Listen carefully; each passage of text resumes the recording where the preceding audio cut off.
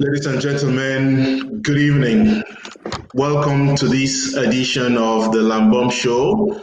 Today is Sunday, the 25th of October, and today I'm broadcasting to you from Washington, D.C. We are going to be talking about something which is unusual because many people who know me know I engage in community issues, politics, economics, and social life. But today we are coming on a topic. We are discussing the priesthood in the United States amongst Cameroonians. We are going to be celebrating two recently ordained Cameroonians in the United States. We are going to be talking about their journey to the priesthood in the United States, why they decided to become priests in the United States. Generally, people travel to the United States for many reasons. Hardly ever do people travel here to become priests.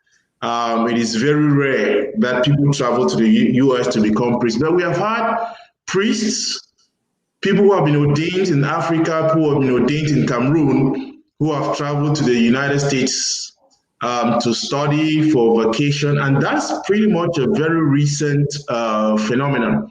I think within our local church in the ecclesiastical province of Bamenda, I would say that up until maybe 2002, 2003, hardly any priest came here to study. I know the Archdiocese of Douala in Cameroon, where Cardinal Tumi used to be Archbishop, is one of those who sent seminarians out to study here in the United States. And so you had people like Father Michel Chumbwa, who was ordained from Mary Seminary in Baltimore. I think there are a couple of other seminarians who studied, and there are a couple of them still studying here, from the Archdiocese of Douala. But from the Archdiocese of Bamenda, the Diocese of Boya, Diocese of Kumba, Diocese of Kumbo, Diocese of Mamfi, it is, quite a recent phenomenon that, priests have come in from that diocese to study here, or those dioceses to study here in the United States, to work actually in the United States. That is even more recent, But over the last, I'll say 15 years, we have had approximately 12 Cameroonians ordained for the local church in the United States of America. In my memory, one of the first priests ordained for a local diocese was Father Henry Amingwa for the Archdiocese of Atlanta, together with Father Sama Muma in the Archdiocese of Detroit. Both of them were ordained, I think, 10 years ago.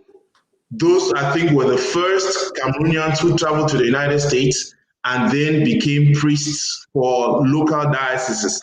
Since then, we have had Father Kanisho Star of the Archdiocese of Baltimore. We also had Father Jude Ninsom, who's a religious. Actually, he was, if I'm not mistaken, sent to Colombia and just recently came back and is working within his community in Silver Spring. We also had, now we also got used to Capuchins. I went to a seminary in Bambui where I studied with Capuchins. They have a formation house in Bambui. They are in Cameroon, but then we also now had Capuchins.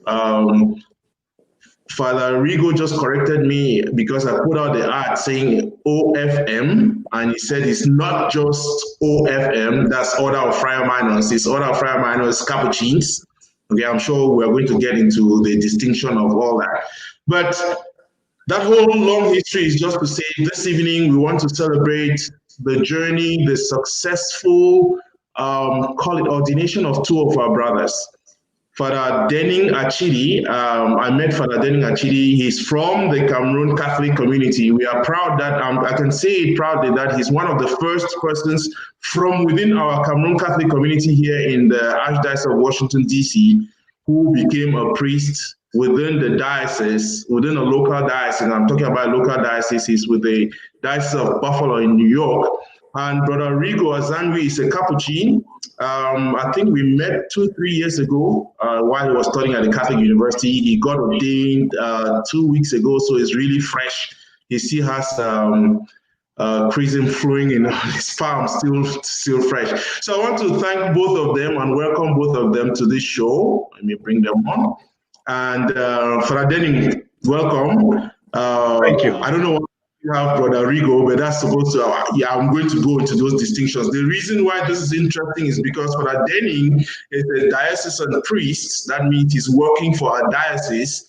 Brother Rigo is a religious, so he's with the Capuchins, even though he's working within a particular diocese in the United States. I want to welcome both of you and thank you for sharing your Sunday with us. Father Denning, so tell us a little bit about yourself, how you came to the United States and why you decided to become a priest in spite of the many good things that are here in the United States. Well, first of all, thank you, Mr. Mbom, for inviting me to your show. It's really a pleasure to be here to share my story with you and to again talk about myself.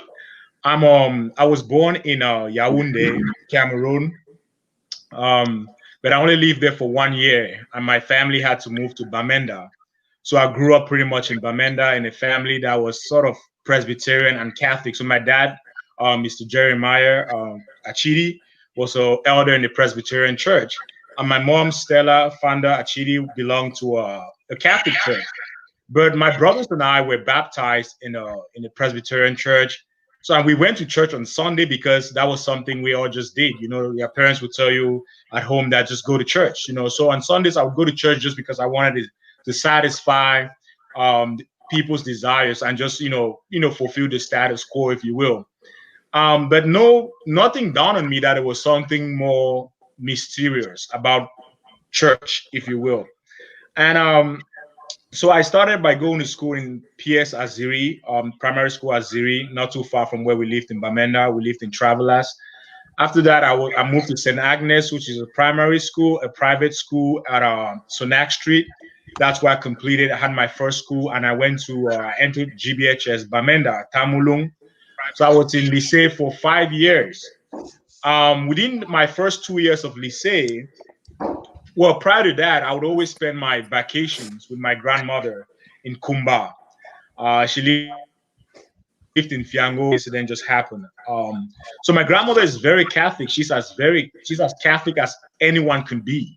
So she would wake me up at 4 a.m. in the morning to pray the rosary with her, burn incense, and sing all these hymns in the Cameroonian Catholic hymnal book. And I didn't like it. I told her one day, I said, Grandma, you have to stop doing this to me because I'm not Catholic, but you make me do these Catholic things. And she told me flat out that I don't care what you are, if you stay in my house, you go to the Catholic Church. So again, I was still going to the church just to satisfy what my grandma, wanted because I loved her so much. But then one day when I came back home to Bamenda, I went to Mass at St. Kizito. It was an outstation of Jimafo Parish. One day with my mom, and I felt different at Mass. I felt like there was something different. The priest that did the Mass was an Indian priest, and I felt like the bread that I always saw people receiving, I felt like at that point they were receiving someone and not something. Then it was just a feeling that came inside of me that there was something more to what's happening here at Mass. And I just told my mom right after Mass, I remember telling her, you know what, I want to explore the Catholic faith. That's how I put it. I want to, try it out. And then she introduced me to the catechist, Bobet, very, very good man. And he just, said, oh, when are you starting? Very enthusiastically. And I started the program that same week, really. Started learning about my faith when I was still in Form 1, learning about the Catholic faith and about, the great traditions we've had for over 2,000 years. And I'm like, why did it take me this long, even though I was only like 11 years old, to realize this and to know that Jesus Christ handed down to us a church through which we can come into union with him and the Holy Spirit and with all the saints. And I was so pleased with that. That same year, it was 2006, I was received into the church because I was already baptized. And I told my dad, I said, you know what, I want to become Catholic. And he was fine. He gave me my baptism card saying, so long as you're taking your faith serious, that's what's important. So I entered the Catholic Church, a couple months after that, I was confirmed. was very active in church, served at almost every mass. Like the church was my second home. Became active in the vocations group, and I just felt blessed being part of my church family to a point that I could not, resist that urge to serve the church. I thought about, again, that was when I started thinking about priesthood, because I saw the many people that come that desire the sacraments, the confession, Eucharist. I'm like, God can use me as an instrument to do this, to bestow his graces upon people. And I felt that call right deep inside of me in Form 2, but I sort of put it aside until after I finished my ordinary levels. It came up again, and my mom said, okay, I'll send you to Bishop Rogan. And that's when I went to Bishop Rogan, did 1 year, hoping to be a priest. Then my second year, which is in opposite, my second year I did not complete because my dad had moved to the United States when I was in like Form 2. So my entire family had come over now to meet my dad. So that interrupted my high school diploma, my advanced level. So I didn't complete that. So that was it was a tough decision for me to make, because I actually wanted to go into Bambui. So I said, for a while, I didn't want to come to America because I knew that meant my vocation was sort of shattering. But after praying and after consultation with various individuals, I decided to pursue what you would call the American dream, to try it out, see what's going on. But deep inside of me, I felt that call, that passion for the priesthood was still there.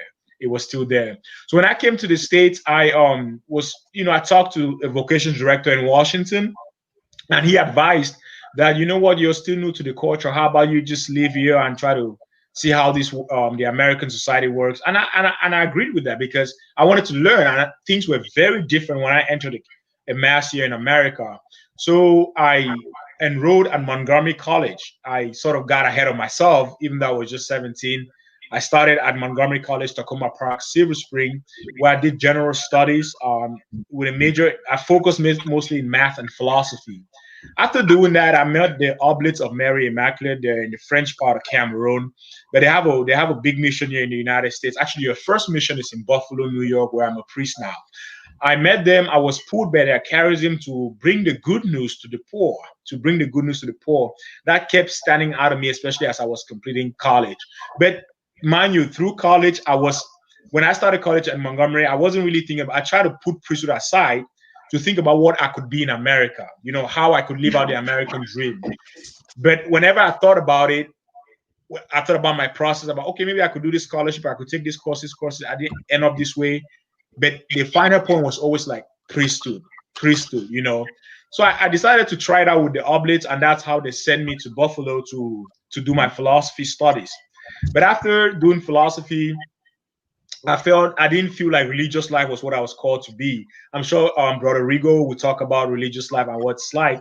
But I felt like that was my calling. And then I decided to switch to join the Diocese of Buffalo, New York.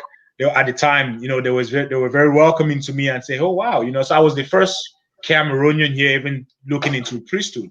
I was accepted there, and I studied at their seminary, Christ the King Seminary, which just unfortunately closed this year. Studied there until I was ordained a deacon last year, and the turnout again. I forgot to say this. When I was in Maryland, what kept me going was the Cameroon community in Burtonsville.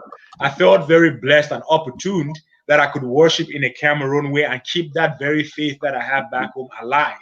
That really was very influential too. And people like Father Emmanuel Fale that was there to guide me as to, okay, this is how priesthood is in Cameroon, but this is how you probably would encounter it in America. So I had a lot of help of people, guiding me toward the right path.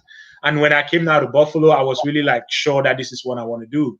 Went through seminary, and then the massive support I had from people last year at my diaconate was very encouraging, that they really want to see a priest. They want to see a good and holy priest, and that they pray for you, they support you, they want to be there for you. So that was very encouraging and moving for me as a Cameroonian again, navigating the system here in America. So God was gracious enough for me this year. I was scheduled to be ordained June 6th, but because of the pandemic, it was postponed to September 19. And eventually, September 19, I was ordained a priest in the Diocese of Buffalo. I would say the 1 month or so I've been a priest, it's been a blessing. I can't regret any day I've ever been a priest. So that's it about me for now, but I would entertain, of course, any questions.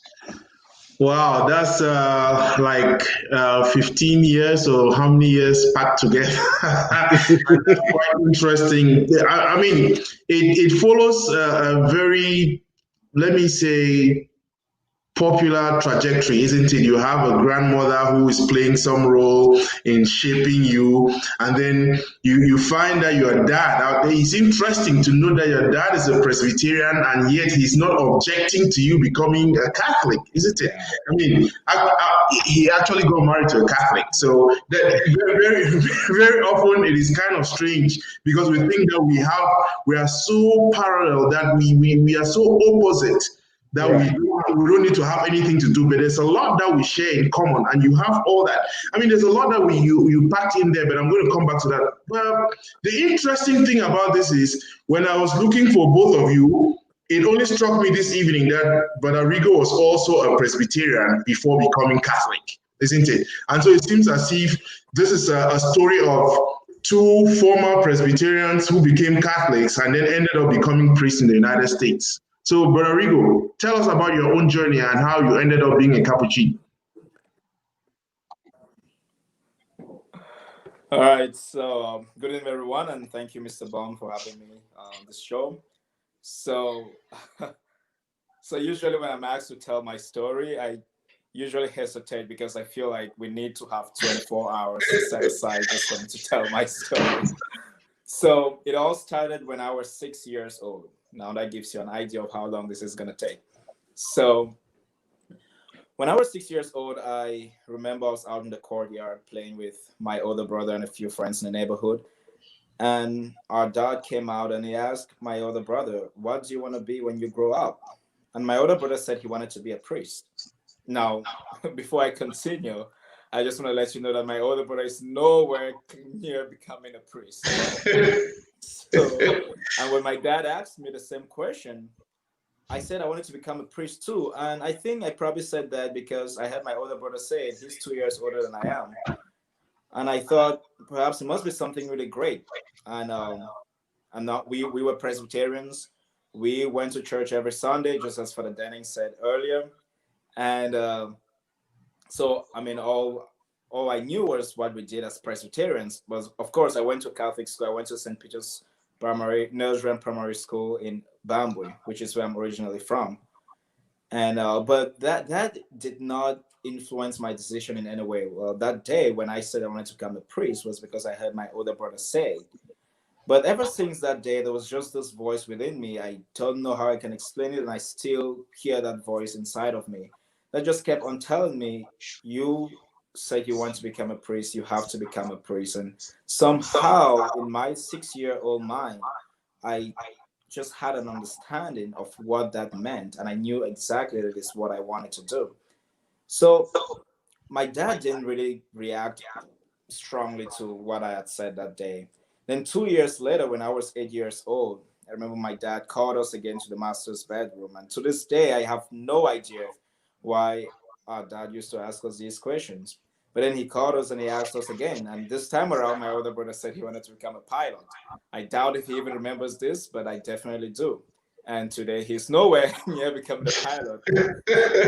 But you never know. Maybe it's not too late. I always still tell him it's never too late. And when my dad asked me that question, I noticed I told him I wanted to become a priest before I even thought about it. And it was really at that moment that it was like someone else spoke. It's like I was being controlled by some force that I had no control over. And then before I could even think about the question my dad had asked me, I noticed I already told him I wanted to become a priest. I gave him an answer already. So I remember 1 or 2 weeks later, I came to my dad and said, "Hey, Dad, you remember I said I wanted to become a priest?" He said, "Yes." I said, "Well, since we're Presbyterians, I can't become a priest unless I'm Catholic. So can I become Catholic?" And he was silent and said, "You know what? When you first told me you wanted to become a priest, I thought you just meant you wanted to become a Presbyterian pastor because we're Presbyterians. That's what we do. We go to the Presbyterian church and we have Presbyterian pastors. And perhaps you just didn't know the difference between who a pastor and a priest is. But now that you're requesting becoming Catholic, it seems you know exactly what you're talking about." And my dad said, "Well, it's not like you're saying you no longer believe in God or anything. you're still going to be worshiping God, so you're free to go. So I started attending doctrine classes, and then a year later, I was supposed to receive into the Catholic Church, but I had not mentioned that I was baptized Presbyterian. So when I brought my baptismal certificate, it was then that they realized that I was Presbyterian, I was baptized Presbyterian. So I was told to delay because it's a whole different ritual that I had to go through to be received into the Catholic Church.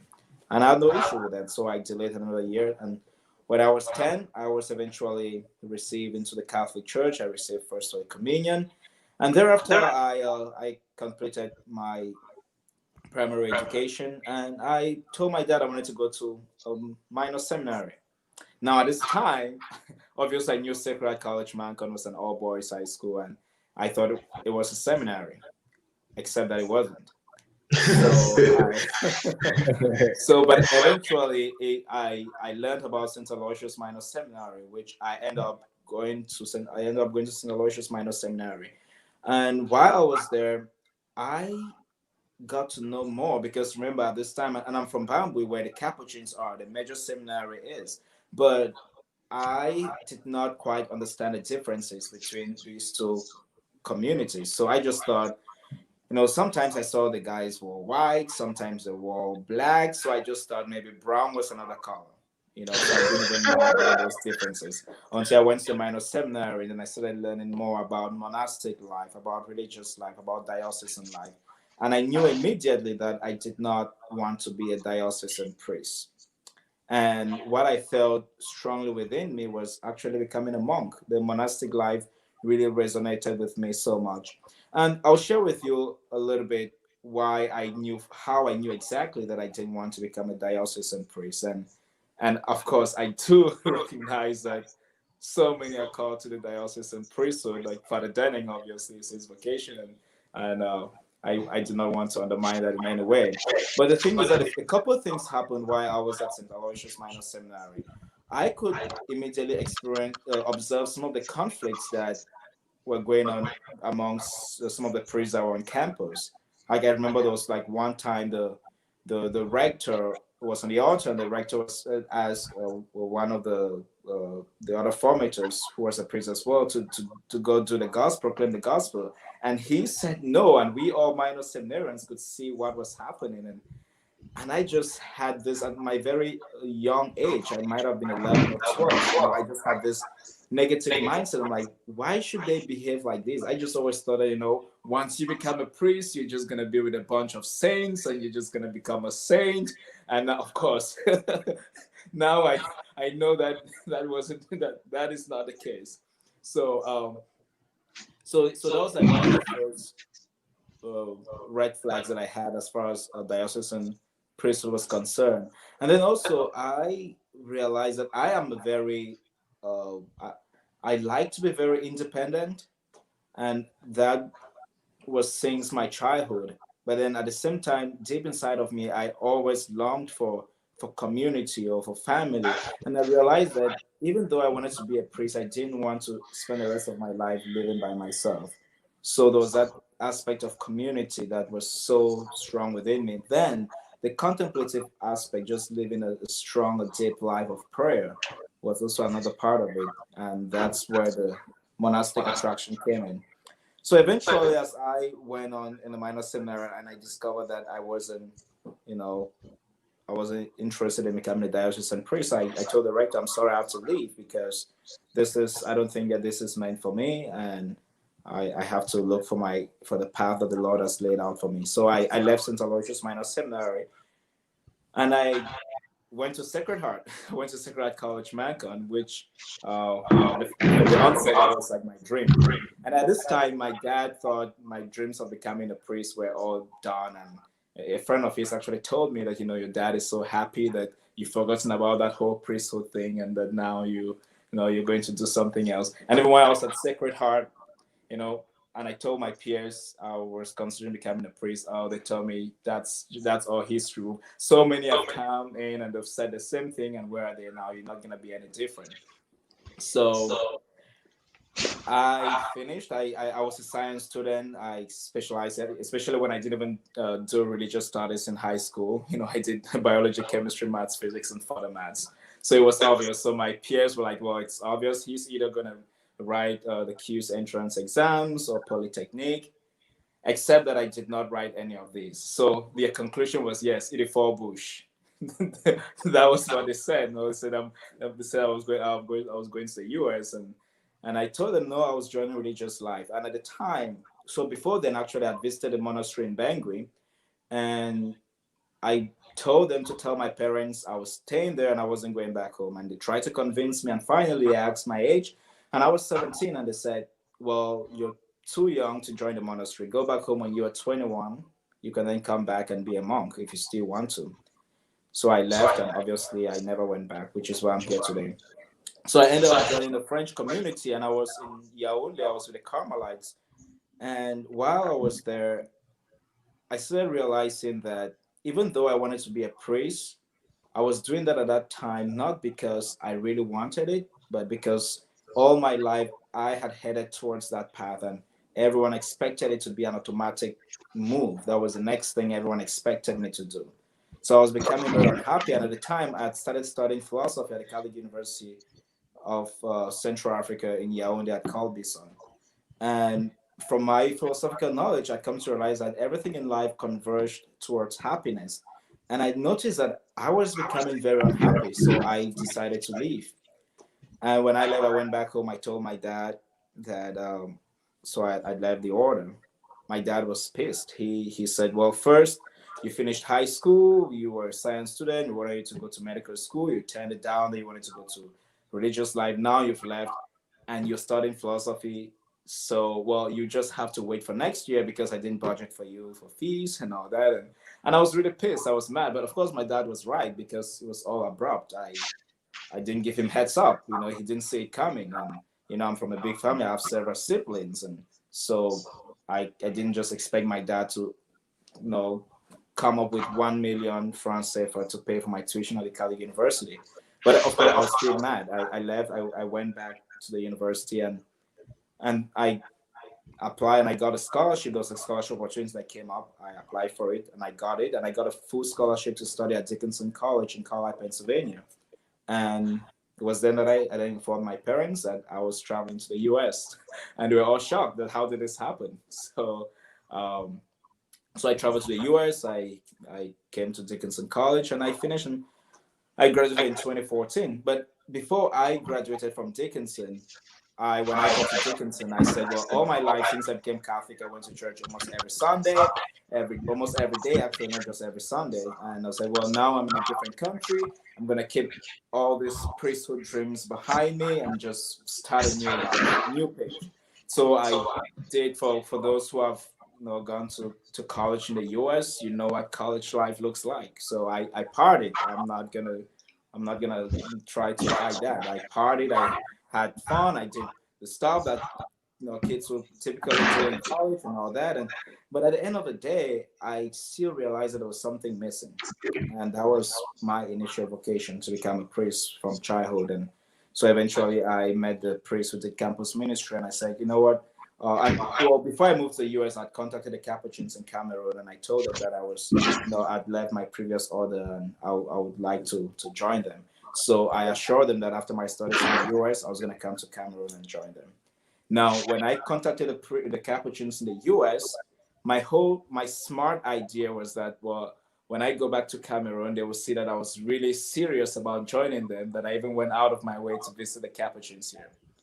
But when I visited the Capuchins here, the vocation director at the time, he said, well, we want you to join us. And he struggled, and finally he contacted Angelo Pagano, who was made bishop a few years ago now, who was the custodian of the Capuchins in Cameroon. He contacted him and he said, yes, he knows me. And he said, well, if they've met me and they want me to join this province, my current province, and I'm okay with that, then they support it. And finally, the vocations director's convincing message was that, well, because some of my family lives in Houston, Texas. So he said, well, you have family living in the US. So it'll be easier for you to live in the US and visit family in Cameroon and to live in Cameroon and visit family in the US. So that was like what ultimately convinced me. to join my current province. So I graduated in May and joined in July of that year of 2014. I entered the posthumacy program, then went to the novitiate, and then went to Washington, D.C. to do my master's in divinity. And I graduated last year, and then I was ordained to the diaconate. And here I am, I'm ordained to the priesthood. So, 6 years ago. Very interesting. So that's very interesting, and I want to read a comment on a private forum. Okay. This is for ex-major seminarians, those who went to Bambui. Okay, this is a forum for lay people. The guy says, "Capuchins, at last we get one Bambui man for Capuchin. Easier to become a Capuchin friar in the United States than at Bambui, where they have a Capuchin formation house." Hope they watch this one. How do you react to that? Yeah, so actually, when I first contacted the Capuchins in Cameroon, while I was still living in Yaoundé, they were very excited, that finally someone from Bambui was considering joining the Capuchins. And when it turned out that I was going to be joining a different province, I know some of them were a little disappointed. But the thing is that ultimately it's the same order, because when Angelo Pagano spoke with my current provincial minister, who was the then vocation director, the one thing was that, well, it doesn't matter where Rigo becomes a Capuchin. What matters is that he is a Capuchin, and if he's happy, then so be it. So even though I end up joining a province in the United States, I'm still a member of the Capuchin order. So my Capuchin brothers in Cameroon was all part of one family, just as my brothers in Australia or India or Canada or France, wherever in the world, we are all members of the same order. We're all brothers without distinction. So, Father Denning, you mentioned the fact that you traveled to the United States to, meet your dad and your family. That's what brought you here. And by every indication, you went to a community college. You could move from there and get on to any profession. At the time you went into the community college, what were you aspiring to become? It struck me that you went to a community college and you did philosophy.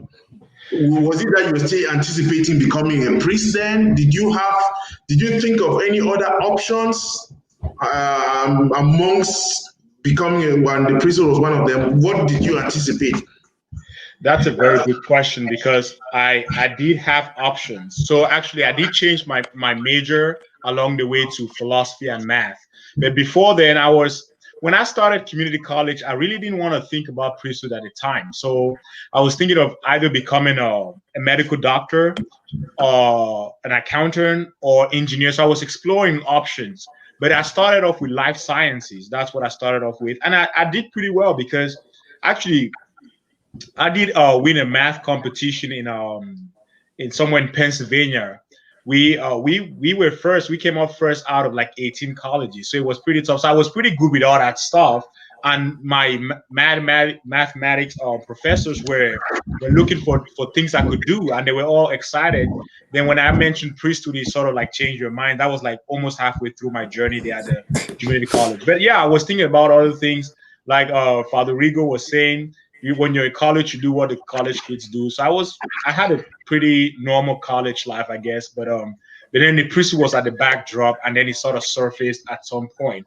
That's when I couldn't stop thinking about it. Yeah. So again, were there moments you fought back to say that? I'm in the United States. I don't think that the priesthood should be an option, isn't it? Did you put the two, and you're doing the scale and weighing whether becoming a medical doctor is better, or is it easier, or is it cheaper? Are those thoughts you had, and how did you figure out, or how did you finally come to that decision to say, hey, I think this is where I feel I'm going to excel? That's a very good question, because of course I did have thoughts like that. I was thinking that, well, if I'm a medical doctor, if I'm an accountant or a pharmacist or one of these popular, I wasn't thinking about IT at the time. I'm like, I could be a very successful human being. I could have a very good family. I could be supportive to people back home and stuff. But then when I thought about it further, I realized that I wouldn't find complete happiness as I would in the priesthood. So yes, they were appealing to me. That's why I started off with the life sciences, and I was going all fine. But then at some point, I'm like, I'm not gonna, waste all these resources if I'm not gonna end up doing that. So yeah, it's very appealing to me. They were very appealing. Even there were times, even when I was in major seminary, when seminary was tough, when you are going through your moments in seminary, you think about other things. You think about, oh man, I could have been somewhere now, touching big bucks. Because really, if I wanted to have a doctorate, I would have had a doctorate by now. I would have been a medical doctor. I would have been a pharmacist. I would have been something by now, and a very young one for that matter, being very prosperous. But then after further thought and reflection, I said, this is probably not where. It's not about just being a big man in society, but is this where you're happy? Just like Brother Rigo was talking about, that's what philosophy really teaches. A fulfilled life is a happy life. It's a life that you find happiness, and happiness is not so much in material things. Happiness is something that comes with a peace of mind, and you feel it in your soul. So I don't want to be a medical doctor or a pharmacist just because I want to be successful in life, but I want to be happy doing it. I want to have a passion for what I'm doing. So, Rodrigo, same thing to you. I mean, I laughed when you said you lived a regular college life, isn't it? You went through college, you did everything. So I'm wondering that moment when you made up your mind, and it's like, was it because you failed in doing something and then you are looking at an easier path? Because again, I believe that many people think that becoming a priest in the United States is an easier way out, isn't it, than maybe going through and becoming the scientist or the medical doctor that you aspire.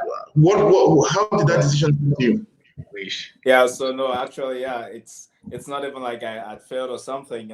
Because I mean, as a matter of fact, it's from my sister who lives in Houston, and some of her friends, like, I mean, we're all excited that when I moved to the US and all that, I got my scholarship to study at Dickinson. But then when I when I told them that, hey, I was going to religious life, they were very shocked, especially my sister. I just couldn't believe it. Like, everyone I spoke to, because I mean, first, the tuition at Dickinson is like $65,000 a year.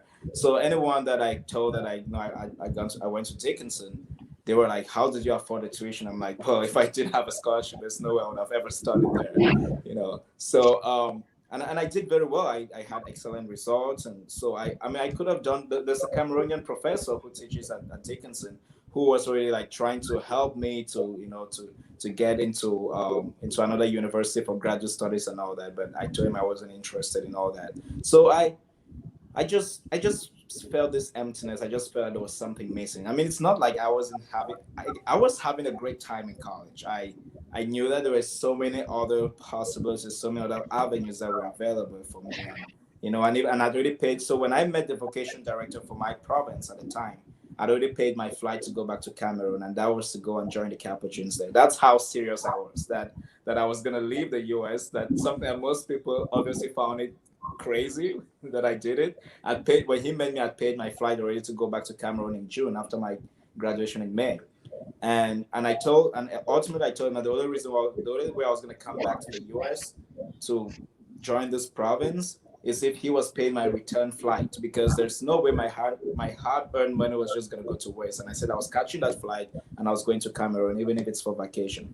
So I was really very serious about it, to the point that I didn't care about other possibilities of maybe even trying to end up staying in the US and naturalize and all that. I paid my flight to go back to Cameroon, and I don't regret. No, I don't regret the decision. I don't look back. I mean, I see my peers, some who are now medical doctors, who are engineers, and I'm so happy for them. Some who actually worked in places that when we were all in high school, we all imagined whether we could ever end up there. And I just think that it's a huge success that I see I find myself finding fulfillment in what I'm doing, and I hope that my peers also are finding fulfillment in what they're doing, and it just brings me joy. I could have been a medical doctor, I could have been an engineer, I could have been something else, but I believe that I'm doing what the Lord wants me to do now, and I'm finding fulfillment and joy in it.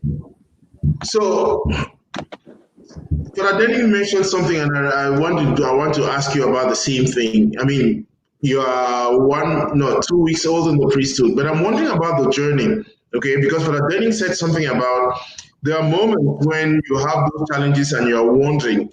Do you think that throughout? I mean, you are just a few years old in the priesthood, but were there moments throughout when you were in formation where you felt like this is a wrong decision, so maybe I should go back and pursue some other degree? Did you also have pressure from family?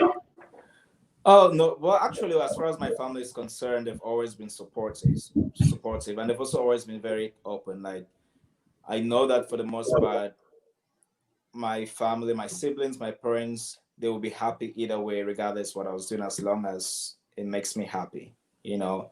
Um, as far as support from my family was concerned, I always had that, and I didn't feel like I was receiving any pressure from them.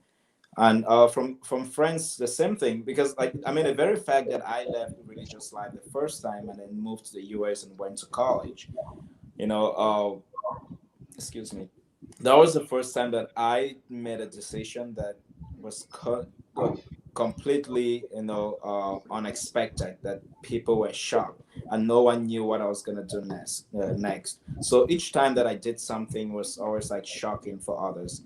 And throughout my formation, were there moments of difficulties? Yes. Are there still moments of difficulties? Yes. Those will always be there. As a matter of fact, it's. I mean, if those don't come up, then there's probably something going on there.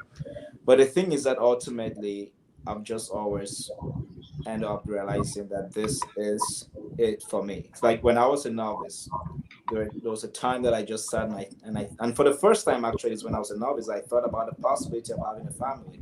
Now it's always one of the questions that people always ask. Like, don't you want to have a family and have kids and all that? In all honesty, I never desired to have a family until I was in my 20s.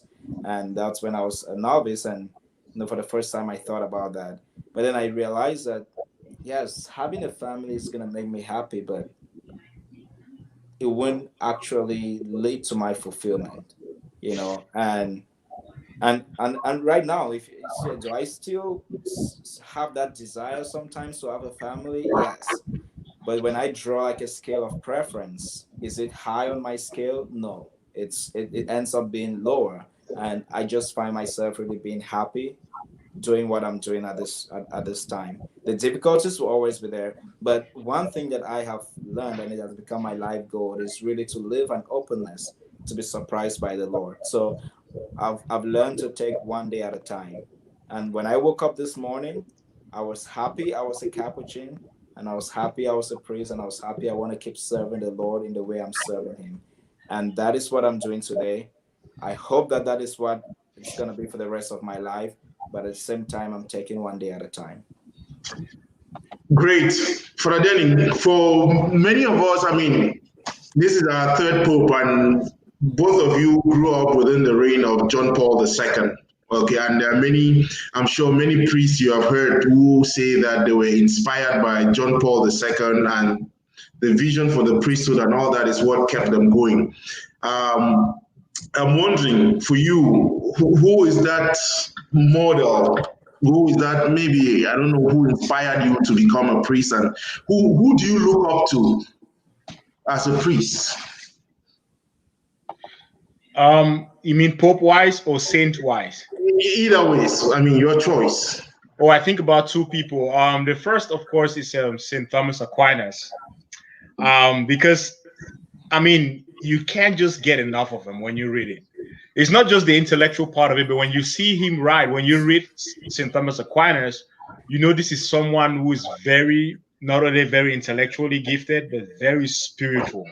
Someone very, very close to our Lord and Savior Jesus Christ.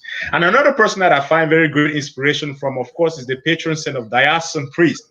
I know Father Rigo doesn't diocesan is because if those priests did those things at St. Aloysius minor seminaries, because they were not living up to what diocesan priesthood is all about. Because we too promise obedience to to the bishop. So for anyone that's thinking about diocesan priesthood, yeah, there's going to be folks that do not live up to the expectations, but it's very, very far from that. It's an awesome life. I'm talking about St. John Mary Vianney, of course.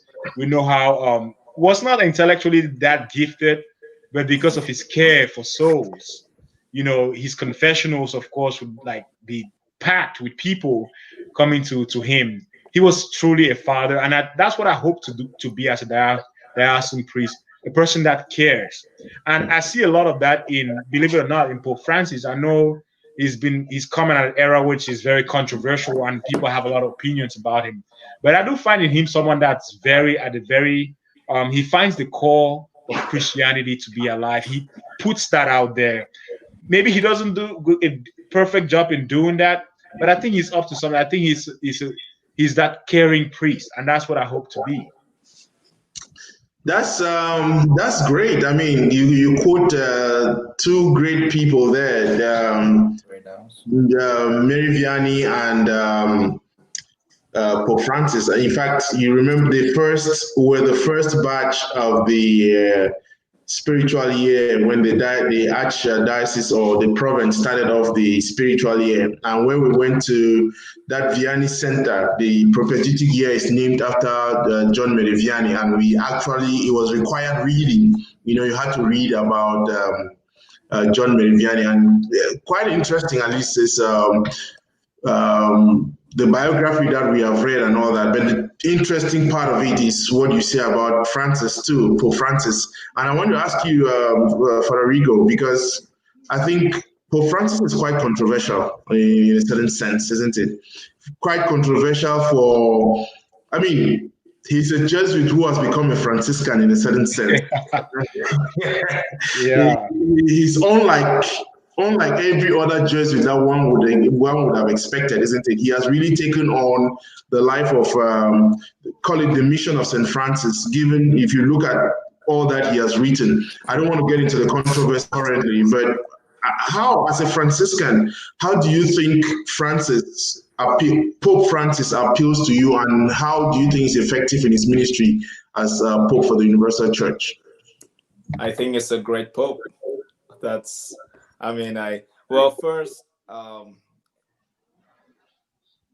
John Paul II just died just not long after I became Catholic, and I was very young to understand the papacy of Benedict XVI. So that I didn't really know what was going on in the Vatican, and not that I know much of what is going on in the Vatican now, but at least I have an idea based on what I've read and from my theological formation. So really, it's with the papacy of Francis that I get to understand more about the role of the Pope, and and also like his pastoral approach. Now, John Paul II was a philosopher. Benedict XVI was a theologian, and Francis is primarily a pastoral theologian. Not that the others weren't pastoral theologians, but their focus, John Paul II was philosophy, and Benedict was 16. With the 16 was theology. So I think that those things, in a way, influence the way their papacy works. And so, speaking of Francis, which is a question that I'm being asked here, I just think that overall, Pope Francis is a great pope. I think he is exactly what we need at this time. Actually, the papacy of Francis makes me really believe in the fact that in the conclave, it is through the power of the Holy Spirit that the Pope is elected. Because I'm just wondering what another Pope would have done if it wasn't Francis in a time like this with everything that's happening. And now, and the thing is that and every single encyclical that he has written, be it Evangelii Gaudium, be it Laudato Si, be it Fratelli Tutti, and obviously Laudato Si and Fratelli Tutti, which are my favorite for obvious reasons, because they're all based on writings of our founder, Saint Francis of Assisi. And that because Saint Francis really wanted us to live the gospel of our Lord and Savior Jesus Christ, which is imitating Christ to the T. And Christ was always welcoming. Christ, who was the second person of the Trinity, could have judged, could have condemned people, but he did not do that. Instead, he was always welcoming. We have so many sins. The woman caught in adultery, the woman at the well, Jesus dining with sinners and tax collectors and being rebuked by the Pharisees and Sadducees and all that. And when I look at Pope Francis, I mean, that is exactly what he's trying to do. He's trying to express the mercy of God, the compassion of God, which is what we as leaders, we as shepherds are supposed to do. And even in this country that we all live in, that we see what is currently happening with the political situation. And I think it is more and more a reminder that we are called to be shepherds of the people, and not judges over them. We are not Pharisees to be judging people. Instead, we are called to be shepherds, to be imitators of Christ. And I see that a lot in Pope Francis. I see him doing a lot of that and really being a pastoral leader. And one of the things that really made me want to become a priest was to be of service to all of God's people. And I remember at the Last Supper, before the institution of this very sacrament that I have received, the sacrament of orders, Jesus went down on his knees and washed the feet of his disciples, saying, "If you call me teacher and master, and rightly so I am. If I have washed your feet, then you should wash each other's feet," before he proceeded to the table to institute the sacrament of the Holy Eucharist and Holy Orders. So first and foremost, I always and will always see my ministry as that of service to all of God's people, that at no point I should see myself as better or superior to another person. One of the reasons why I would generally prefer to just be called by my first name or to be called brother, because I feel like that personally makes me feel like I am building that relationship with people, to remind them that we are all brothers and sisters. So yes, Pope Francis, for me, he's a great pope, and at this point, I haven't seen anything that he has said, that he has taught, that I think it's even controversial. What I think is that individuals who find it hard to exercise love and mercy and compassion will think that Pope Francis needs to clarify some of the things that he has said or taught. But for someone who thinks that it is the Christian thing to do, to love the Lord our God with all our hearts, with all our minds, and with all our souls, and to love our neighbor as ourselves. If someone was to see that this is what Christ will advise us to do, that individual realize that whatever Pope Francis has said or done is in an attempt to remind us that it is about loving our brothers and sisters, because that is what Christ wants us to do. So, I mean, I want to take you up on that, but I challenge maybe for a Denning, because let's get into the recent controversy about the comments without even getting the full context of the conversation, isn't it? Because again, first, the Vatican has not clarified whether these comments came from the Holy Father and what was the context, isn't it? We all had the comments within the context of a movie that somebody did and went into the archives. But even with that, because what is the heart of the controversy? It is doctrine versus pastoral activity, isn't it? How do we relate to brothers and sisters who are homosexuals? Okay, and what is coming on here is the fact that the Pope says, or is purported to have said, hey, let's fight for them to have civil unions. Okay, and it's clarified even when you go through the comments, you find that there's some reference to him saying, you don't even want to call it marriage because you are using marriage in the wrong sense. It wants to be civil union. But there's a reason why there's an outrage, isn't it? Because it's not about how do you show love to people and also point out to them that this thing is wrong, even though we can show that love, isn't it? Because the context for me is this, and this is the only reason why I'm opposed to the comment, that particular comment. Because for a long time, sacramental marriage has been coupled with civil marriage. Okay, so in order to get married in the church, you are required to also have a civil marriage, isn't it? Here in the United States, the priest, the minister can act as both the civil registrar okay, and the officiating minister. So you have that.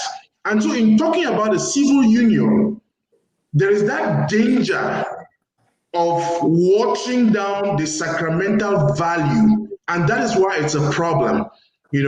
It's a real problem in terms of how do I tell somebody that this is wrong, yet still love the person. Okay, I don't know. That's why I found it a controversy. Father Denning, I mean, maybe you have something to. Okay. First of all, thank you for asking that question. Brother Rigo, I want to say clarity is very important. In a time like this that we live in, clarity is very, very important when it comes to what the Pope is doing and what he's saying. I do not question his intentions by any chance. He seems to me as a very holy person, of course. But I just have a few comments to make about, first of all, I'm cognizant of the fact that the Vatican has not produced any official statement regarding that comment or trying to clarify it. So let's just put that on the table. It's not clarified yet what was being said. Second thing I want to say is that, first of all, the Pope does not, of course, release doctrine on a documentary. So and the difficult thing is we have a backdrop of teachings that have been existing for 2,000 years or even more, right? The divine law is even eternal. We try to wrestle with that with a world that's growing ever fast, so in pastoral action, we need a lot of clarity as to people who hold on to these teachings and still trying to live in this world that's growing very fast. So clarity is needed in this situation. Now, from what I saw in the video, of course, he spoke Spanish, and in my very little understanding of Spanish, that was, in my opinion, that was wrongly translated. When you talk about leyes convivientes, or like convivience, like laws that would allow us to live together. And that made me think about where the gay people are really marginalized. If you think about Cameroon, for example, I was looking up the other day, if you're caught in homosexual activity in Cameroon, you're jailed for 5 years in prison, and then you have to pay a fine. But then that's not the case if you were caught in adultery, right? So what a discrimination. So what I saw that coming to mean, of course, I'm still waiting on the fact that the Vatican might need to clarify things like that. But based on the video I saw in the documentary, the Pope is talking about that being able to treat gay people as if they're human beings, give them that dignity that every human being, every human person deserves. And that's been very pastoral, and that's a right thing to assert. One thing that I want to mention, though, is that the Pope should also realize that you're speaking for the whole world. You are the Holy Father. You're the Pope of the Church, the Vicar of Christ, right? You're not the Vicar of Christ in the Western world or in Rome. But oftentimes I realize that they say these things based on a conception that's very, very Western. But we have to realize that a lot of cultures are still trying to grapple with this phenomenon, all right? So don't make statements that would scandalize people, because people look up to you as a. That's just a side of me saying that. But again, that's where clarity is needed, so people understand that they are called to love their brothers and sisters regardless of what's going on. But again, like I said, I will still wait to get clarity from the Vatican as to what he said and what he meant. But that wasn't any official teaching from him.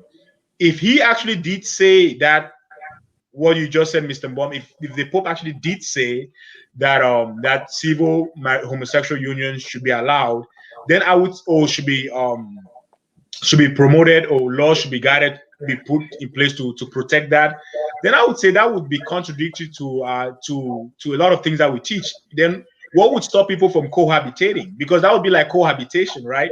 Because if you are saying laws should be created to protect two men or two women who decide to live in a relationship, then why is the church still against cohabitation? So you need to change a lot of things. But I'm cautious as to what the Pope meant. That's why, again, I said we need clarity on that. Brother Rigo. Yes. So let's get. What is your take? What is your take about that? Well, I mean, yes, I do that. I'm sorry, and just also to mention to you, because he already mentioned something about Fratelli Tutti, because it's also a very, very, I mean, it speaks to some Africanness, isn't it? Just reading through it, But then there are many things in it that you sit back and you wonder where the Holy Father is going to with this. Okay, and that's why I say it is very, very controversial. I'm looking at it as a lay person, just reading the document and trying to understand where the Holy Father is going to. I mean, Francis has made the church or Catholicism very, very popular, isn't it? It used to be. But Francis brought it up to a certain level just by those little things, referring to the church as a field hospital. So in the midst of all this, yes, there are things that I mean, I don't want to take you out. I just wanted to throw that since you said you love, especially those two documents. If you had something to add to the question, then you can go ahead with that.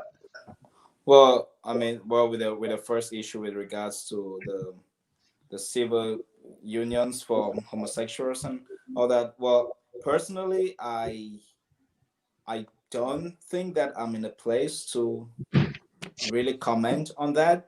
Reason being that, yes, do I think that that's something that would need clarity? Yes.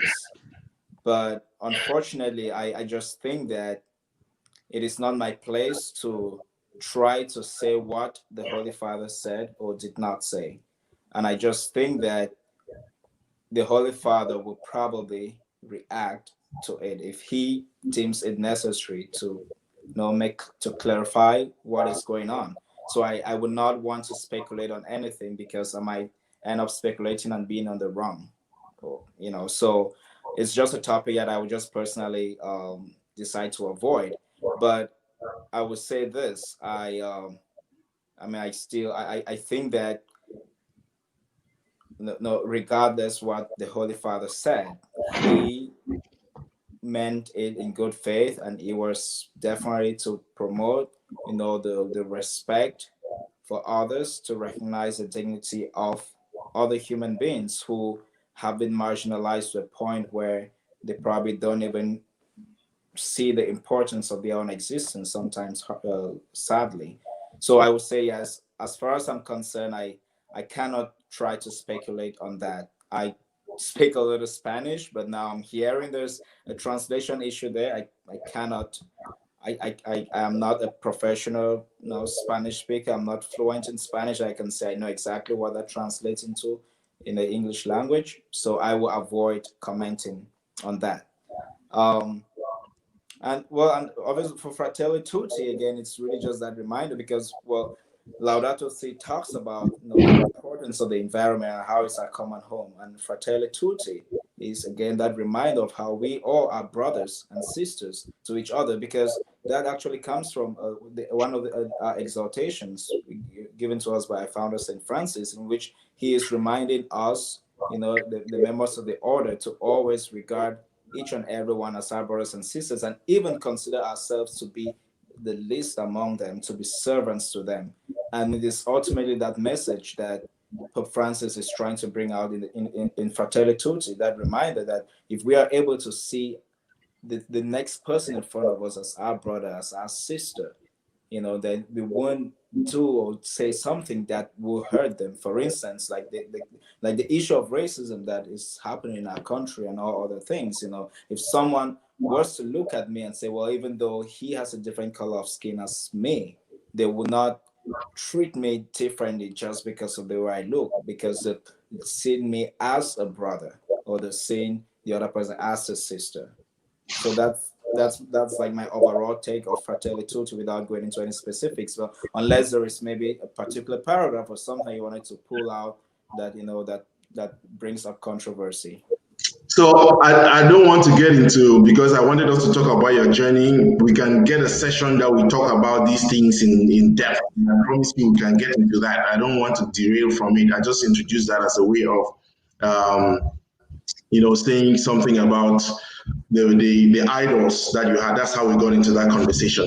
But again, I love it. You don't want to talk about it, that's fine. We can have enough time. I can bring you and Father Denning to argue about that, because again, it's a good thing. But let's get to the experience.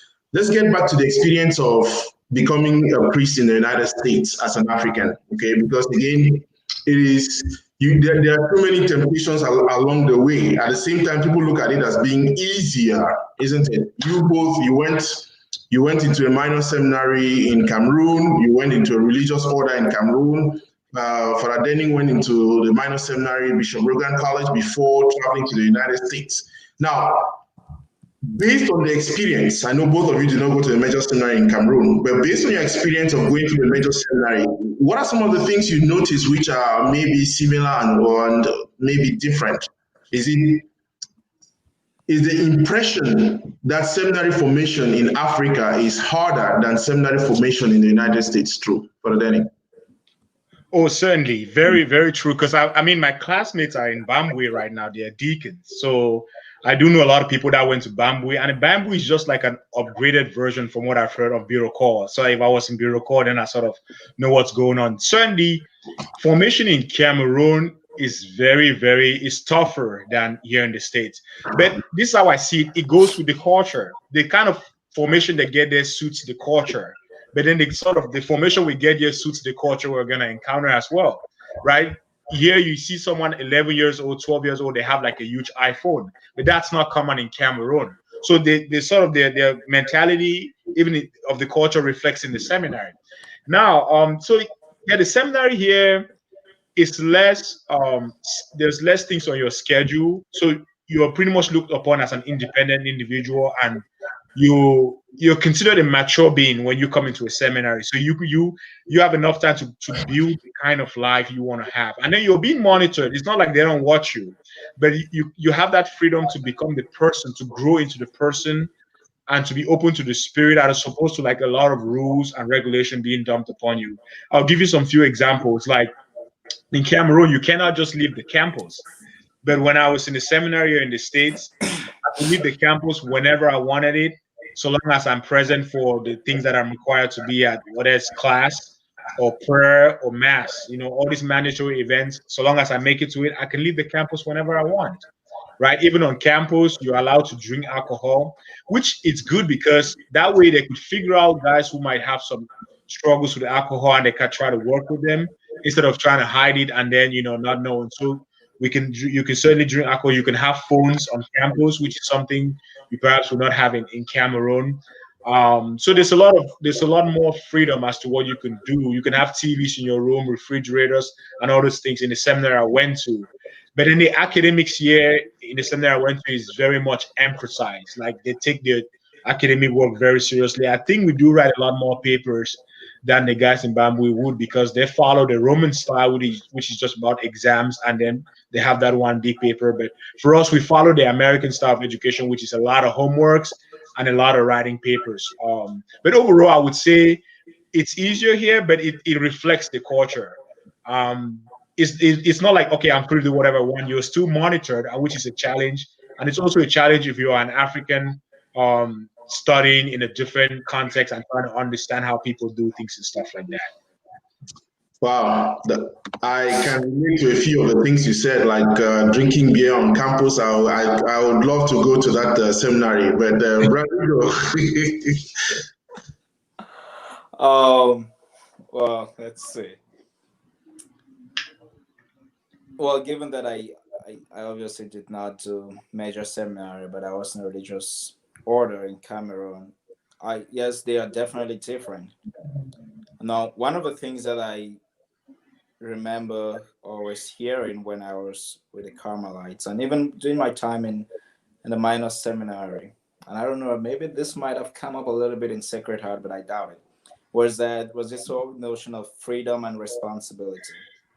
But the thing is that I actually understood what it meant to be free and responsible at the same time, when I was in religious life in the US. And I'll just give you an example, like just very minute things. Okay, so I dislike remember I talked earlier about being I like being independent. I've always been.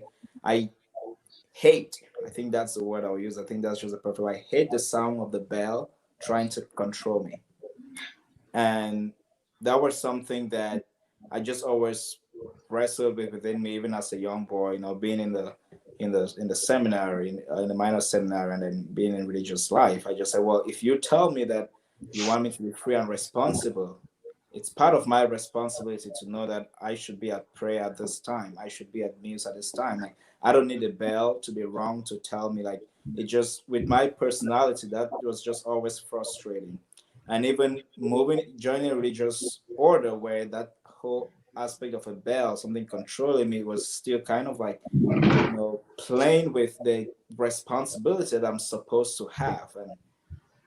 But then in my order, here in my province, we don't ring the bell to control. Like, when you enter parsonage the first day, you receive the horarium of the house. You know when we have, meditation. You know when we have office of readings. You know when we have morning prayer. You know when we have mass. You know when we have midday prayer. You know when we have evening prayer. You know when we have night prayer. You know when we have meals. You know all that. You know it, and I have a watch. I mean, it was just like the best thing that ever happened to me in formation. So I think that I noticed that they tell you you're free, but at the same time you're expected to be responsible, and they let you do that. And as Father Denning was saying, they give you the opportunity to experience growth, to grow into your own person and be responsible at the same time. And from the stories that I've heard from some of my peers who are now priests, so my classmates from St. Aloysius, they've been ordained 2 years now. So when I hear about their time in Bambui, or even when I interact with them, I see some of the things that they say, I can tell that this is coming from the formation that they receive, and I can see the difference between us now. Not that I'm saying that I'm better than them or they're better than me, but as Father Denning said, it's just different, and they're trained based on the culture and the people they're going to minister to, and I recognize that. But I just sit back and I feel like the formation that I have received, even though it's different, it just ended up being the best for me, because I might have ended up maybe even losing my vocation being in formation, let's say in Cameroon.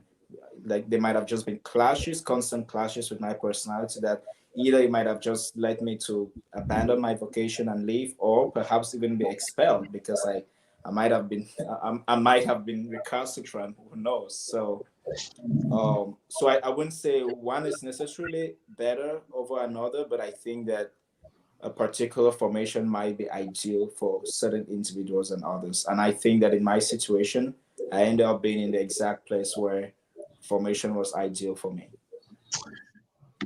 That's interesting. So, Father Denning, we live in an age where the priesthood, I mean, we come from a country where the priesthood is put on a very high pedestal, isn't it? People sort of adore the priest in a certain sense. Okay, I know that when we were growing up, there was an association of mothers for priests, people who had become priests. You receive a certain privileged position in the society because you're a priest. But that's not the case in the United States. There's actually nothing in the United States that should be tempting anybody or attracting people to become priests. Now, I want you to address young people who are looking at options and are looking at life and thinking, why should I consider becoming a priest? That's not something that we hear people talking about, isn't it? Why would you want to invite people to the priesthood, especially within the context of the many scandals that we have heard within the church in the United States? And everybody is so protective of their kids these days that, unlike before when we were growing up, we really wanted to run to the priest. They were the ones who shielded, encouraged us and all that. What is it about the priesthood that should encourage a young person to come to the priesthood today? I'm happy you asked that question, Mr. Mbom, because I would say my idea of the priesthood has been gradually purified over the years. I do agree with you. Back home, there's a sort of pedestal that priests are put upon. And I caught up with that when I joined the Catholic Church, and gradually, and I became so involved. And that also caught up with my mentality after a while. But when I came to the States, and I'm happy I came to the States because that mentality was put off, okay? Because I remember one time I was in DC and someone introduced me to a lady saying, I think she was African American, saying, "Oh, this is Denning. He's a seminarian. He's gonna be a priest." Oh, he says, "Oh, he gonna be a priest? Oh, he like kids?" I'm like, "Wow, that's what you think about me? That I like kids?" I was shocked, and knowing the culture here and how the history of everything that's happened. I was even called on the news on a panel one time to talk about my experience and what I think about this. And it's devastating. To be a priest now is challenging, but I would say one thing kept me going, and the thing that kept me going is, what would Jesus do? Jesus, in my opinion, did not come to have a glorified life. Jesus came to sacrifice himself for you and I. And a priest is someone who should be ready to sacrifice. I should not only want to be a priest in a place where I would have all the glory. I should not only want to be a priest where people are going to hail me, right? That's why I stayed in Buffalo, because I'm sure you've heard, like, Buffalo was hit very bad. I mean, the bishop who ordained me a deacon, he couldn't ordain me a priest because he resigned before time. That's how bad our situation was here in Buffalo. And as I'm talking to you, there are still priests who are still being put on suspension because of things that have happened. It's a chaotic situation. But what kept me going was, what would Jesus do? So to any young man there who might be thinking about priesthood or does not know about the priesthood, the first question I would ask you is, how close is your relationship with God? If that's where it should start. That's where it should start, because if you say you look at Father Denning or you look at Father Rigo and say, hey, wow, he's got a nice habit, he's got a nice clerical collar or whatever, I like the way he preaches. Yes, those things are good to admire, but if you do not start with a profound relationship with God, then I don't think you'll be genuine, at least to yourself or to others. Not saying that you have to be perfect by any means, but there needs to be that profound sense for love of God. And flowing from that love of God should be the desire to serve God. And if you have that desire to serve God, ask yourself, do you have that desire to sacrifice? Do you have that desire to sacrifice? Because that's what it is. We, as a priest, you're called to sacrifice a lot. In an age like ours that's changing constantly into being very technological, into being very, in many ways, materialistic. So yeah, I would tell every young man that it is a very fulfilling vocation, because you have people praying for you constantly. You have the Blessed Mother, most importantly, interceding on your behalf. Consecrate your priesthood to her, right? So there's a joy in, if you're that kind of a person that finds joy in helping others in whatever way you are, even if it's praying for them, helping them do stuff. If you find joy doing that and you find yourself being close in your relationship with God, I would say you should think about the priesthood, because it is, again, if that's what you find fulfillment doing, you would have a fulfilled life as a priest. But if you're looking to have a glorious life, to be put on a pedestal, to have fun, to eat a lot of food, to have money, I'm sorry, it would be a very devastating vocation for you. That's a great answer there. And before I get to you, because there's one, I think this must be one of your friends, Bro Rigo, Quine Sam. He says, "Great watching you, Bro Rigo. Congratulations." He says, "Perfect." And for Denning, he liked your comment. He liked. So, and he has put up a few of the things you mentioned on our site. Bamboo is an upgraded version of Birocall. I might have ended up losing my vocation in Cameroon. So let's get to you, Rodrigo. So tell us again, within this context, I mean, you find that many young people do not even want to go to church in the first place. Okay, they live in a very materialistic world where values have been upended and people have a different sense of valuation. So to young people, they are looking at you, a young man, they are looking at you and saying, wow, this is a young man I should have gotten married to. How comes he just left and went to become a priest? Is that something that I should do myself? What is it in a priesthood? Especially because in your case, there is a vocation within a vocation. You are called to the priesthood and then called again to a religious life, isn't it? So it's like a double whammy, if I may put it that way. Why should a young man aspire to a religious life like you? Well, so first, what I would say is that I believe that everyone has a path that the Lord has laid out for them. Every single person. Sometimes we might make mistakes and end up in a path that is not the one that was set aside for us. But the thing is that our God is so loving and so compassionate that He will still journey with us on that path. So we might make a mistake and choose a different path, but the Lord will still walk with us on it. But ultimately, it becomes very satisfying when we are saying yes to the path that we are hearing the Lord telling us to take. And sometimes it might take more than just your own personal insights to know what that path is. It might be maybe a friend telling you what that path is. It might be your parents. It might be just some incident in your life. So for any young person out there who might be wondering if, it's becoming a religious something that's meant for me, is becoming a priest something that's meant for me, I think one of the things that I'll advise you to do, and even for the women who are watching, is it becoming a religious woman or becoming a nun? One of the things that you could ask yourself is, what are some of the ways in which the Lord might be telling me that this is the answer? And it is, again, just paying attention to anything that happens in our life. It could be perhaps listening to this, to this story on our vocations, Father Denning's vocation and my own vocation, which is being moderated by Mr. Baum. It could be just listening to this and perhaps the Lord speaking to you through it. So there's so many different ways in which the Lord speaks to us.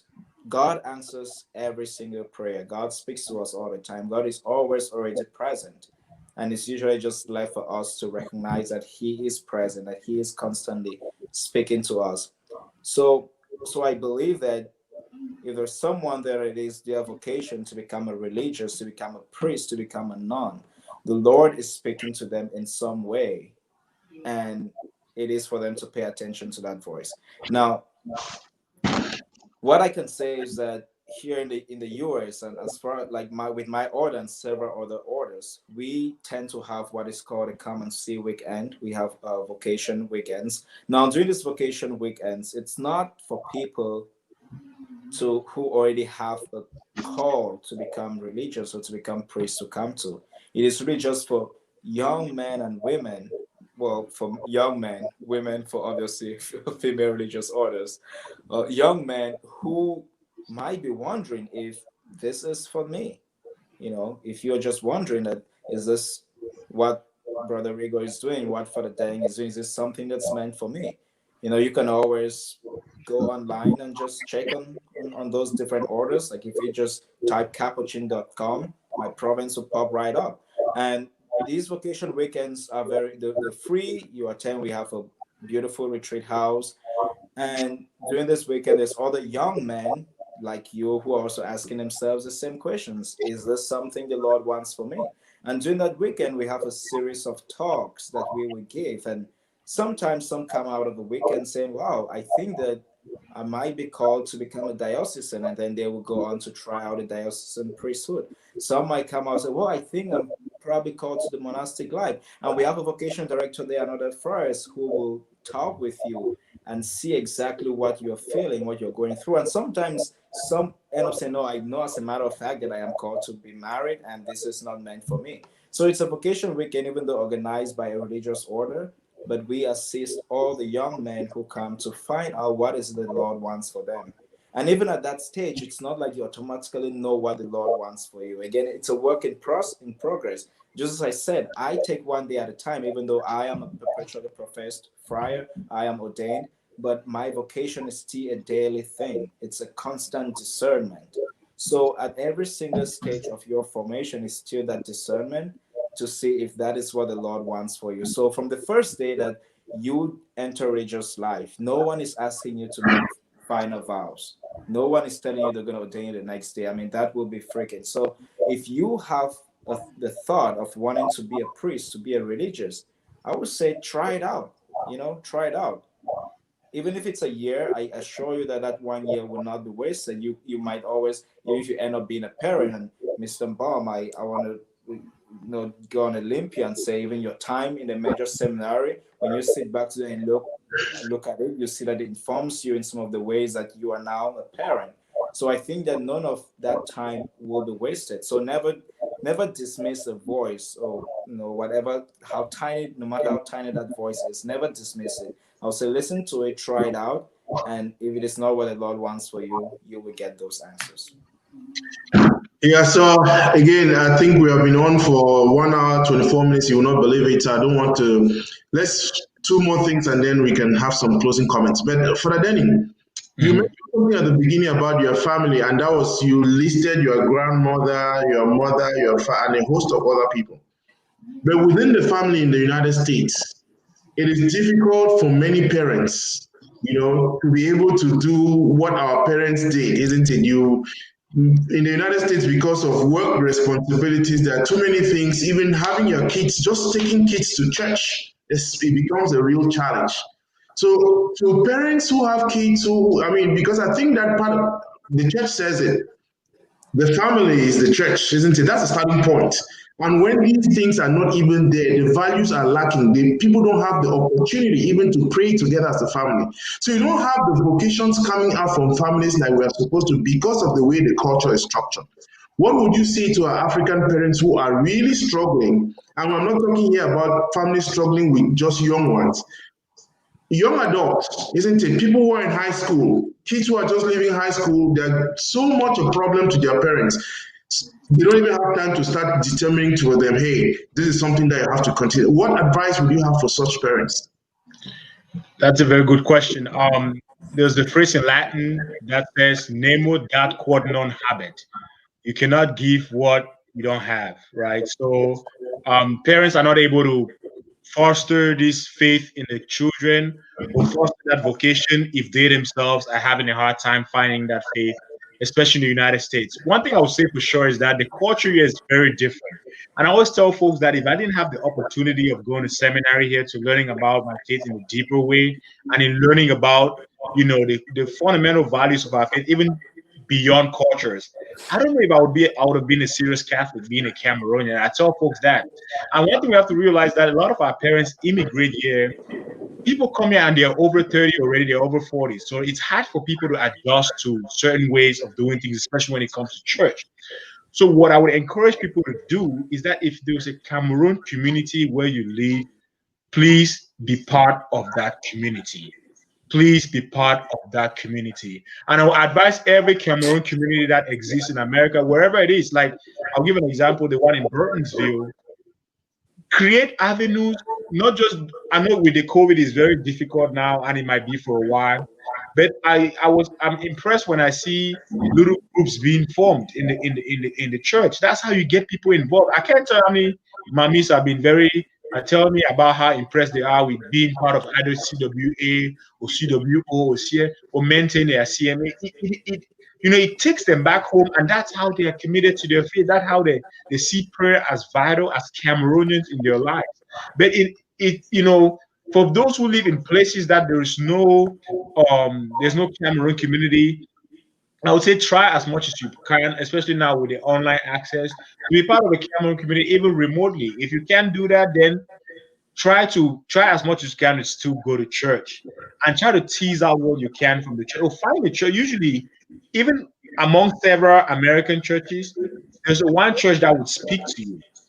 Shop around if you need to, right? Just go to a place where you can find that time to pray. But I would certainly say, Mr. Mbom, that finding a Cameroon community where their faith can be vivified and their faith can be enlivened, it's certainly important. And I would encourage every Cameroon community, everywhere that there is a Cameroon community, to create more groups and to make it really look like how we have our faith back home, so we can accommodate folks that come here and start still looking for how they worship God, so that with that they can also better foster their family faith and their family vocations. Rigo. I don't have much to add to what Father Denning has already said, because I would strongly encourage that participation in Cameroonian communities in places where they are very vital in helping foster people's faith, because as Father Denning said, the age issue is very important. When someone attains certain age, it becomes difficult for them to change their style worship, and it is true. We are in the United States, different culture, and there's certain practices that are different. And even though the younger folks will find it very easy to delve into that, it will not be the same thing for the parents. But then the thing I also encourage is that in as much as the parents are involved in the Cameroonian communities, they should also be involved in the American communities for the sake of the young ones, because eventually, believe it or not, the young people, the children, they're going to go to school, they're going to be exposed to the American culture, and because that is their culture, this is where they're born. They're not born in Cameroon like some of us. So some of the things that will be typical of our way of worship in Cameroon might not immediately be applicable to the children that were born here. So I think it will be a plus for those children to be exposed to both cultures, because if they are only exposed to what is happening within the Cameroon communities, then there might be a disconnect for them between those two, because they are born here and their reality is different from the reality that the parents are bringing back home and are wanting to transmit to them.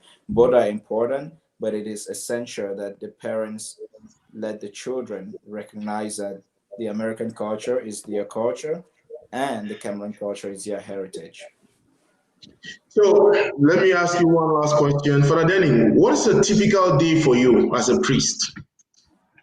Well, with the COVID now, it's a little different. I wake up in the morning, I do my prayers sometime in my room while I'm still in bed. What a good way to start your day, right? Praying in bed. Then I would, get ready for mass. Usually, I have a 7:30 mass or 11:30 mass, so I would go to mass, and after mass, I come back. I have breakfast, then I go into my office. I can take care of some business, what I need to do, paperwork, or any call could come in at that time. It could be a sick call, it could be whatever, but I would just be in my office doing the office hours. Um, and after around 12, I would take a lunch, take lunch. After lunch, um, I might relax for a little bit, then do my what do you call my liturgy of the hours. I might do my prayers at that time too, to as part of my duty as a priest. Then it's been very flexible now with the COVID because we don't have as much going on in the parish. So I sort of like things could come up that I just take care of it. But I make sure I'm present in my office, present in the rectory. Then later on in the evening, I always have dinner plans, be it with the family inviting me, or I have to hang out with a friend, or I have to eat dinner in the rectory because we eat dinner at least once a week in the rectory.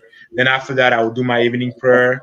And I would spend most of the evening either maybe reading a book or watching TV. That sounds like a very interesting program. I like to have that program too. How about you, Brarigo? Well, given that I literally just arrived at my new parish, my routine is not yet certain, but I mean, for the past weeks now, the past week and a few days that I've been here, I'm a religious, so obviously most of our prayers are in community. So we wake up, we have meditation in the morning, or call it contemplation, and that's communal meditation, and then followed by that we have morning prayer. Well, that's the office of the office of reading also well. So first we have to do all the office of the hours, just like the monks. Okay, so we do all of the office of the hours, but we only do 4 in common and 2 in private. So so meditation, morning prayer, then we all go to mass. Now in the friary, we are 4 of us in the friary, and we are all ordained to the priesthood. So we each have a day that we celebrate mass. So I typically celebrate mass on Tuesdays and Thursdays, and then we have, because of COVID, we currently have 4 masses for Sunday. But before COVID, we had 6 masses, so we cut it down to 4. So we each take 1 mass on weekends. So after mass, then I will just go to the office. And but right now I'm not spending a lot of time in the office because I'm still trying to set up my cell and my office. But I'll go in there. So right now I'm mostly doing paperwork, to get my faculties for the Diocese of Harrisburg where I'm stationed, and I'm still just getting to know my parishioners. Then if it's the day I have mass, then it's also my day to cook because we cook our own food. So the day you say mass is the day you cook for the house. So I cook 2 times a week, and on Sundays we just do pick up. So no one cooks on Sunday. And then if I have mass, then I have to cook. Then I try to squeeze in some time there to do my exercise because I love to stay healthy. And obviously there's more prayer happening at different hours of the day. I'm not going to go into all those details. And then after evening prayer, which is obviously before evening prayer, it's another meditation or contemplation. Then we go to dinner, and then after dinner, typically I would just come to my room and respond to some personal emails that I've received during the course of the day, make some phone calls, and then by 9 p.m. we go for night prayer. Then after night prayer, I usually might watch an episode that I like on Netflix, and then I would say my bedtime prayers. Now that's a practice that I've had since I was a child. That before I close my eyes, I always say a series of short prayers. So I still do that. So usually by 11 p.m., 11:30, I'm in bed, and by 5 a.m., the day starts again. So I know I said those were the last things, but I asked both of you one last question before your closing remarks. Now, Father Denning, you are a diocesan priest, and many people think that we talked about this in terms of the American dream. Everybody who comes here wants money, isn't it? So you are taking up a life in a diocese. Who pays for your food? Who pays for your health? And I mean, are you taking a salary like every other person? And I'll ask you the same question of Brarigo. Father Denning. Yes, priests in general do get paid, but the question is, do they keep it? So for us diocesan priests, of course, you can own property and you can keep whatever you get paid. But the thing is, we do get paid very little. So if you want to make money, don't be a priest.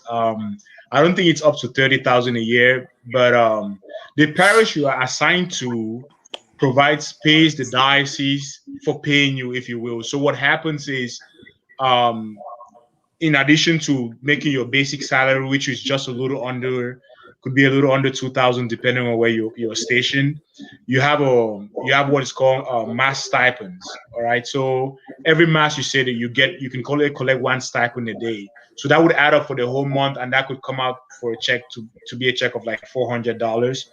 And you also get your health insurance being taken care of, your food, food and board. So you have everything, your car insurance.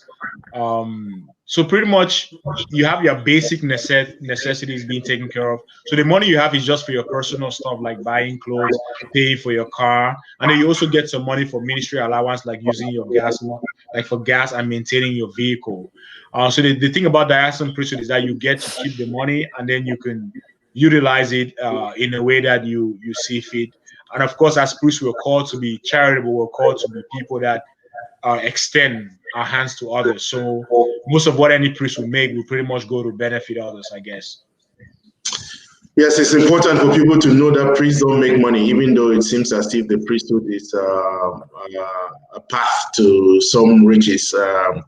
And many people face challenges because of families, isn't it? Their family, you have requests from left, right, and center. I'm happy you put that out very clearly so that people should not start calling for that Denning to say, hey, instead, you should be sending a stipend to Father Denning. If you are looking for a way, Father Denning has many people who call him begging for this, begging for that. So you should send him something so that he can help others who are calling him to make an appeal. Brother Rigo. Yeah, well, our situation is a little different from Father Denning's. So because we are religious order, so we take the vow of poverty, and so basically what that means is that we have nothing of our own. So Yeah, so that means I have nothing. That's mine. So I have no bank account. I have nothing, nothing, nothing.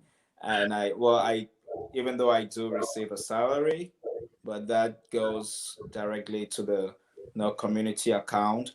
And in that same account, because in our rule, our founder said, well, we should work for our own livelihood, and when necessary, we should beg. And that's why we're called an order of beggars. We're a mendicant order. So some of the friars do get a salary and income that helps in supporting the entire community, and also helping our men who are in formation. But that in itself is very little. And we have been so blessed to have generous benefactors who also contribute to support us. And now, even with all that, we now it's with that money that we get to we provide some of our needs. Not so there's this say that we always tell ourselves some of our needs will be met, and not all of our needs. So some of our needs, and so it's from that same from that same money that we do charitable works, that we help our missions. We currently have 2 missions in Puerto Rico and Papua New Guinea, and sometimes even some other countries. Like recently, there was a country in Africa, I think it was Uganda. There was like a whole village that they didn't have no drinking water, and one of the things that our province did was to look for ways to provide some drinking water for that community. So there's things like that we would do, and it's from the common that we have. So the little that I make from my ministry, it goes into that. Just as my other brother, who might be a professor, like at Mount St. Mary, for instance, all that goes into that, and so the little collective is then put into the service of others. So, ladies and gentlemen, we have had 2 newly ordained priests, Cameroonians in the United States, Father Denning and Father Rigo. Father Denning is in the Diocese of Buffalo in New York, and Brother Rigo is a Capuchin, OFM Capuchin, currently in currently in Harrisburg. So, Father Denning, what are your last words? I just want to tell everyone that it is a joy being a priest. And please, whenever you can, please pray for priests. It's also a challenge because you go through difficult times, and I know that. And I also want to use this opportunity to thank everyone that knows me and that has been very supportive of my journey to God's altar. I know of my prayers for you. I do pray for all those who have been supporting me. And please pray, especially for the challenging times that we're facing, especially in Cameroon. Thank you.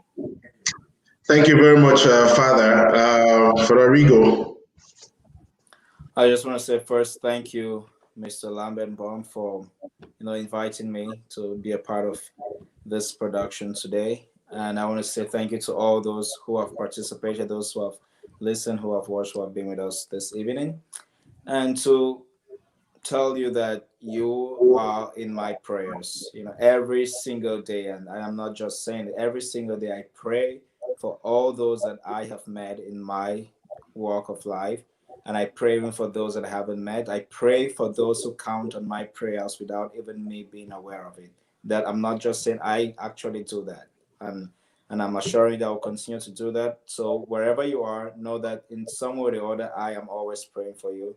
And I just want to request that please you also keep me in your daily prayers, because we are all companions on this journey. And it will be my greatest delight that at the end of time, we all are with our Heavenly Father. I want to thank those who have been online. Kwine Sam, who started off Divine Chamukong, who is currently hosting another show. He was actually here. He said, congratulations. My friend Julius Ngole, great insights and profound reflections. Bo Mike, congratulations. God bless. I'm actually in a friend's house currently, and she just has sent a message there. Afan Milum, congratulations, fathers. May the mighty anointing of the Holy Spirit be on you both. Please remember me in your prayers. That's a request. Bo Mike says we'll be praying for you both. Amen. Again, ladies and gentlemen, it's been the Lambom Show. I'm very pleased that I was able to have this conversation with 2 young men who recently became priests, ordained priests in the United States. Father Denning and Father Rigo, I'm sure would have many, many more opportunities to get into pastoral issues, intellectual issues, issues of the faith. That is why I decided to introduce this today, so that we start off just by getting a little background and we can build on this. I'll be asking the priests when they have any time, because I've received many questions related to the faith, and I wanted to start the conversation just by making sure that people know who you are. Thank you all. Azanwi says thank you for the Rigo and for the Denning for your prayers, and we pray for you too. Quite Sam says thank you. Again, ladies and gentlemen, thank you. It's been one Sunday, yet another Sunday, and I look forward to it. This week is going to be very, very charged. I really wanted to have a conversation with these two priests about voting in America for Catholic Christians. I'll put that for a session. I'll ask them when that is possible. That's a very dicey and very tricky one. We'll come back to that this week. Throughout this week, I'll be coming on live every day for the next 9 days until elections. You can always come back to my show. Have a good evening. Good night from me. Can we offer them a final blessing? Oh, sure, Father. Thank you for that. For everyone watching. Yes. Brother Rigo, of course, we can do it together. The Lord be with you. And the Lord be with you. May Almighty God bless you, the Father, the Son, and the Holy Spirit.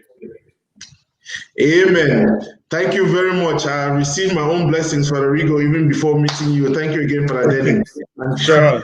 Thank you. All right. Thank you. God bless. Peace. Thanks.